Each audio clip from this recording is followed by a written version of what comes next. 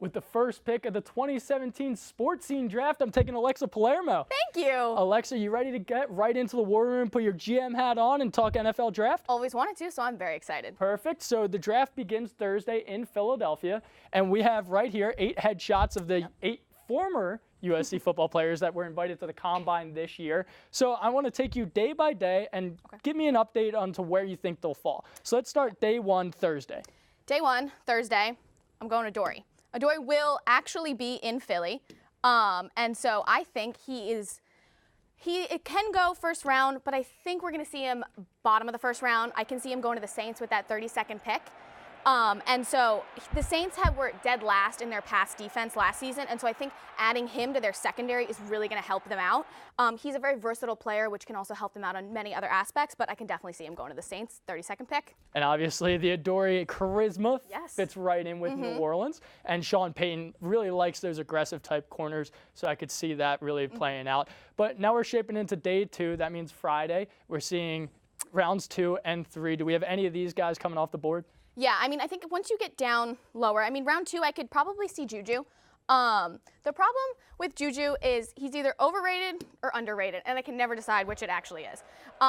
He can be seen, I think the problem that a lot of GMs and teams are having is that can be seen very immature. He loves to have a great time on the field, which is great for us to watch, but some of the GMs think he's immature. He is the youngest in the draft this year, so maybe that is also contributing to the problem, but he is super talented after a catch. So he's a very physical runner, and I can see him going to someone like the Colts, where they like their players to play double duty, kind of. Like they drafted Andrew Luck as quarterback and linebacker, and then I can see him doing wide receiver and linebacker at the same time. So you never know. And obviously physicality kind of goes hand in hand with Juju Smith-Schuster. Had the hand surgery and came back the very next week. So he's been able to play through zombie Juju status. And the Colts' Pierre Garçon kind of has that same build, the height, the speed. So I kind of like that matchup. But we still have a few guys left on the board here, and we're getting towards the end of the draft. So once it gets towards the end of the draft, you're kind of stuck with maybe their teams are just filling spots, like they're not getting those big names. But I think a big name that will go day 3 is Banner. Zach is extremely talented, but the one thing that he has really going for him is his very large frame. He's 6'9", 350 pounds now, and teams are looking for that on their outside of their lines. And I can see him going to the Giants, who are looking to beef up the guards and the tackles, and he's actually played at both. I think one of the great things that he's been doing lately is he's been all around town kind of advertising himself.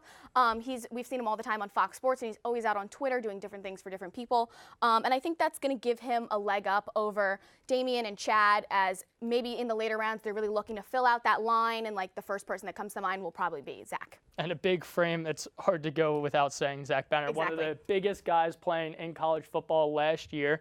But we still see 5 guys here on the board. So we're saying there's going to be 5 USC players going undrafted? I would hope not, honestly. I think one of the people there's 2 wild cards out here. I'm going to start with Stevie T. Stevie T can either go day 3 or day 2. I'm probably going to put him here at day 3. Coming as a grad transfer from Utah really upped his draft stock. He was the defensive MVP at the Rose Bowl, which is really nothing to snuff at, and he was great at that nose tackle position. So I think that a theme in this draft is defense. Defense wins championships, and Myles Garrett is up for the possible number 1 draft pick. So I think defense is really what a lot of teams are focusing on, and if they're looking to beef up their line, Stevie T is where they should go. And the Rose Bowl defensive MVP, nothing to snuff at. Obviously, from a nose tackle, you want him to snuff the ball at the line of scrimmage too. So obviously he helped his status both in his combine workouts and his pro day workouts, being able to get over 20 reps during pro day on the bench, and then also having quick feet. So I think that puts us at 4 guys being drafted out of this status. We mentioned the wild cards. I could also see Damian Mama coming off the board and falling down in the later rounds when teams like to go for the offensive linemen just to bolster the roster. Exactly, yeah. And my other wild card is Justin Davis. There's so many talented running backs in this draft that he could get lost and not be drafted, or someone could need a running back in the late rounds and take him after all the really great ones have been taken. So with him, I'm not really sure. Very nice. Well, I think that's a pretty excellent first round in the war room there, Alexa. Thank you. Well, thanks for staying here. But you heard it from Alexa, but you may as well hear it from the guys actually getting their names called in Philadelphia. And with that is Aaron Siegel.